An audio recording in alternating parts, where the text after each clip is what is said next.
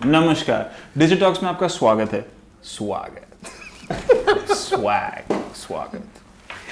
Sorry.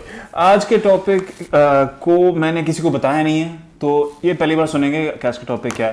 अक्टूबर 13 को एडा loveless day मनाया जाता है। एडा लवलेस डे है वो दिन जो दुनिया की पहले कंप्यूटर प्रोग्रामर एडा लवलेस ने चार्ल्स बैबेज के साथ प्रोग्राम बनाया था। तो इसी को मनाने के लिए क्या कहते हैं हिंदी में, क्या कहते हैं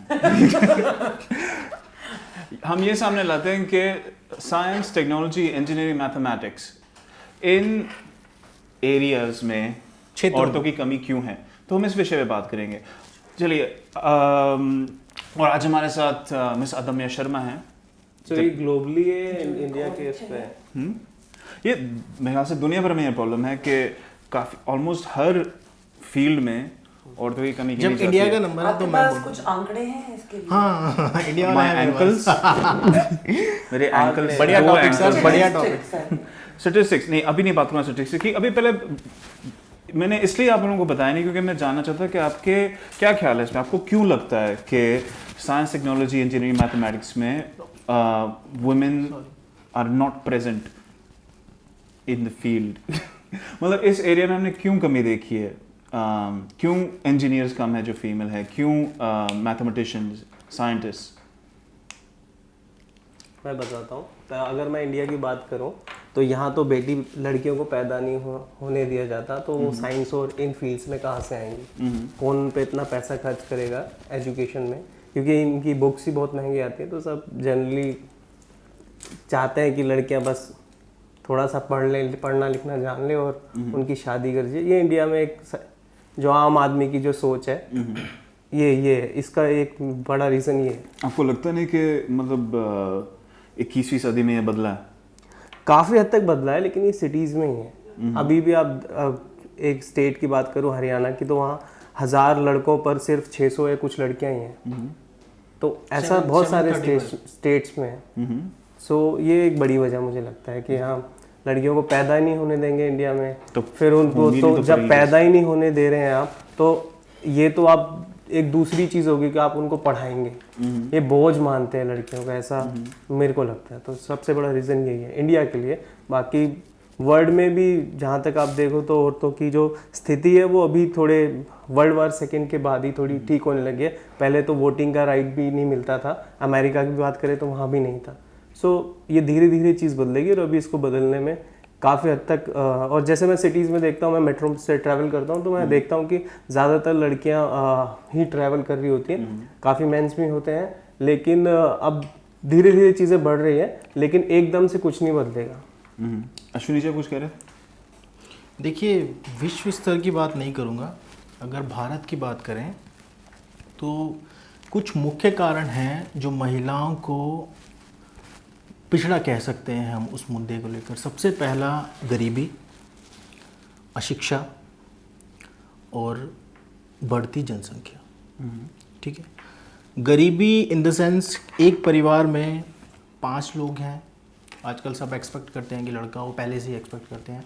अगर लड़की हो जाती है तो लोग थोड़ा उसकी तरफ उनका झुकाव थोड़ा कम होता है। उसको शिक्षा से वंचित रखा जाता है, उसको रोक दिया जाता है। स्कूल्स में अगर वो गई है, सरकार ने बहुत सारी योजनाएं चला रखी हैं कि आप लड़कियों को पढ़ाइए, आगे भेजिए, एमए तक की शिक्षा दीजिए। दिल्ली में लाडली एक चल रहा है, लेकिन फिर भी लोग अपनी बेटियों को, अपनी बहनों को स्कूल्स नहीं जाने देते हैं। अब इसके पीछे क्या रीज़न है, क्या मानसिकता है, उसमें उसको नहीं जाहिर किया जा सकता, ना ही बताया जा सकता है, क्योंकि सबकी अपनी अलग मानसिकता है। लेकिन ये एक बड़ा कारण है। दूसरा, अशिक्षा। जब महिलाएं शिक्षित नहीं होंगी तो वो आगे नहीं जा पाएंगी। ऐसा नहीं है कि नहीं जा पा रही हैं। आज हमारे देश में महिलाएं पायलट भी हैं, बहुत बड़ी बड़ी जॉब्स कर रही हैं, और कई बड़ी कंपनियों उसकी सीईओ हैं। पेप्सी की सीईओ भी एक महिला है। तो ऐसा नहीं है कि नहीं है, लेकिन कुछ महिलाओं के ऊपर जाने से आप सभी को नहीं कह सकते हैं कि विकास हुआ है। तो भारत में जो मुख्य कारण हैं, यही 3 मुख्य कारण हैं जो महिलाओं को आगे बढ़ने से रोक देते हैं। इंजीनियर्स क्यों नहीं हैं, डॉक्टर्स क्यों नहीं, ऐसा नहीं है कि है नहीं, अच्छे डॉक्टर्स भी हैं, इंजीनियर्स भी हैं, लेकिन महिलाएं नहीं हैं। तो कारण आता है कि परिवार उनको उस जगह तक पहुंचने ही नहीं देता। एक बाधा आती है सामने। मैं आप बताइए, आपको आप टेक्नोलॉजी में काम करते हैं, आपको कहीं टेक्नोलॉजी में इंटरेस्ट हुई होगी तभी आप इस फील्ड में आए हैं, तो आपको कौन से चैलेंजेस मिले थे इसमें आने के लिए? मुझे लगता है जैसे इन दोनों ने इंडिया के बारे में बात की, मैं विश्व स्तर पे बोलूँ तो मुझको लगता है कि एम्प्लॉयर पे भी बहुत डिपेंड करता है। साइंस और टेक्नोलॉजी की जो हमारी इंडस्ट्री है उसमें आप ज़्यादातर देखें तो सिर्फ आदमी ही काम करते हैं। अगर आप आंकड़े जाके देखें, एम्प्लॉयर स्टेटिस्टिक्स देखें, तो आपको पता चलेगा कि रेशो काफ़ी कम है as compare to man of women working in technology. मुझे लगता है कहीं ना कहीं एम्प्लॉयर्स के माइंडसेट को चेंज करना पड़ेगा। एम्प्लॉयर्स यूजुअली शायद ये सोचते हैं कि महिलाएं टेक्नोलॉजी के बारे में ज़्यादा नहीं जानती या ज़्यादा नहीं कर पाएंगी उस क्षेत्र में, बट ऐसा नहीं है। काफ़ी आज मैं ये नहीं समझती कि कम महिलाएं हैं टेक्नोलॉजी और साइंस में। बहुत डॉक्टर्स हैं, बहुत इंजीनियर्स हैं, हाँ उनके आंकड़े थोड़े कम हैं, जो मुझे लगता है कि एम्प्लॉयर्स की मेंटालिटी की वजह से हो सकता है। क्योंकि जब आप एक पोस्ट के लिए, एक टेक्नोलॉजी रिलेटेड पोस्ट के लिए एक महिला को इंटरव्यू करते हैं और एक आदमी को इंटरव्यू करते हैं, जनरली मैंने ये नोटिस किया है अपने केस में भी कि जहाँ तक बात टेक्नोलॉजी कंपनीज की होती है वो ज़्यादातर प्रेफर करते हैं कि वो आदमियों को हायर करें और महिलाओं को ना हायर करें। और भी प्रॉब्लम्स होती हैं उसके लिए और भी प्रॉब्लम्स होती हैं, बिकॉज लोग सोचते हैं कि महिलाओं की शादी हो जाएगी और फिर वो नौकरी छोड़ के चली जाएंगी या उनके बच्चे हो जाएंगे तो वो ज़्यादा टाइम नहीं दे पाएंगी। बट ये मेंटालिटी को बदलना पड़ेगा, क्योंकि आजकल विमेन वर्कफोर्स का जो आउटपुट है is much larger in most cases than the output of workforce that is only male. मान सकते हैं। आप कुछ कह रहे थे अश्विनी जी? हाँ, मैं कह रहा था कि उसके पीछे की जो बात कर रही हैं अदम्या जी, बात कर रही हैं कि आप शायद नहीं कर पाओगे। अगर एक इंटरव्यूअर आपको हायर करने के लिए बैठे हो आप और एक आदमी आपके पीछे लाइन में है, एक मैन, तो दोनों के बीच कंपैरिजन अगर करते हैं, दोनों की एजुकेशन सेम है, दोनों शायद एक ही बैकग्राउंड से हैं, शायद दोनों का एक्सपीरियंस सेम है, लेकिन एक सवाल आता है सामने कि शायद वो महिला नहीं कर पाएगी जो वो आदमी कर पाएगा। तो शायद ये मानसिकता है कि महिलाएं अब भी वो चीज़ नहीं कर सकती जो एक आदमी कर सकता है, जो कि काफ़ी हद तक गलत कहा जा सकता है। मान सकता हूँ, लेकिन एक क्वेश्चन आपसे अदम्या जी, मैं इससे पूछ रहा था कि आपको ऐसी क्या चीज़ थी जिससे आपका इंटरेस्ट पैदा हुआ टेक्नोलॉजी में काम करने के लिए?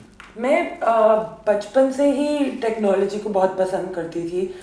जब मैं छोटी थी मेरे फादर एक्चुअली मेरे लिए डिजिट मैगजीन लेके आते थे। अच्छा? जिसमें फ्री सीडीज आती थी और उसमें फ्री गेम्स और फ्री सॉफ्टवेयर मिलता था, तो मुझे वो सीडीज यूज करने में बहुत मजा आता था। उस समय मैं वो सारी सीडीज कलेक्ट करके रखती थी और एक्चुअली जब कभी मेरा कोई गेम गलती से डिलीट हो जाता था तो एक सीडी वो कलेक्टेड मेरे पास होती थी और मैं लगा के खेलती थी उससे।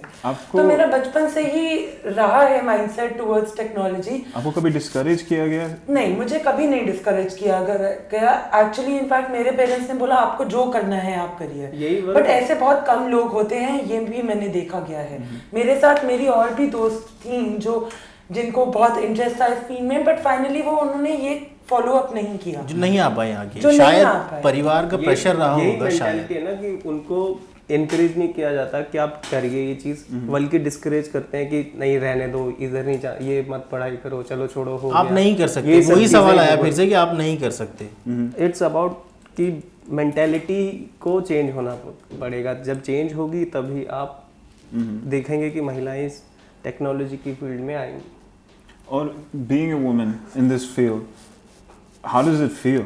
मतलब कैसे लगता है? ऐसे आप एक ऑफिस में काम कर रही हैं जहाँ पे सिर्फ आप हैं। मैं एक ही चीज बोल सकती हूँ, yes it is a man's world out here, you know, it's very difficult. बहुत मुश्किल है सरवाइव करना इस एनवायरनमेंट में जिसमें इस ऑफिस में मेरी टीम में सिर्फ लड़के ही हैं और मैं एक अकेली लड़की हूँ। जब मुझे हायर भी किया जा रहा था, मेरे से पूछा गया था कि क्या आप ठीक हैं इस बात से कि आप एक अकेली वहाँ बैठेंगी जिस रूम में सिर्फ लड़के ही लड़के हैं। पर मेरे को एक्चुअली कोई प्रॉब्लम, कोई फर्क नहीं पड़ता, मेरे को कोई फर्क नहीं पड़ता है इस चीज़ से। मैं बचपन में भी मेरे दोस्त ज़्यादा लड़के ही थे, लड़कियों से ज़्यादा लड़के ही दोस्त थे मेरे। तो मेरे को पर्सनली कोई फर्क पड़ता नहीं है। बट हाँ, कभी कभार मुझे लगता है कि और लड़कियां होनी चाहिए इस फील्ड में, जस्ट बिकॉज एक पर्सपेक्टिव फ्रेश आता है। When you are a girl you have a different perspective towards technology than a man. बिल्कुल। सो ये पर्सपेक्टिव जो डिफरेंट आपका होता है वो और चाहिए है हमें इस इंडस्ट्री में। और एक second point of view is always needed, which is a females point of view is always more important, not more important but more important in the sense that वो भी बहुत ज़रूरी एक पॉइंट ऑफ व्यू है, क्योंकि आदमी औरत की तरह नहीं सोच सकते और औरतें आदमियों की तरह नहीं। मैं मान सकता हूँ, मैंने आपका आर्टिकल पढ़ा था कल जो फ्लिपकार्ट बिग बिलियन डे से मैंने भी हाँ, तो उसी में जो दिखा रहे थे कि आप किस तरह कर सकते हो, किस तरह विश लिस्ट बना सकते हैं। और आई थिंक एग्जांपल भी शूज़ के थे उसमें, तो क्लैरिटी थी कि जो शायद मैं उस तरह सोचता ही नहीं कि इसको इस तरह से मैं ऑर्गेनाइज कर सकता हूँ।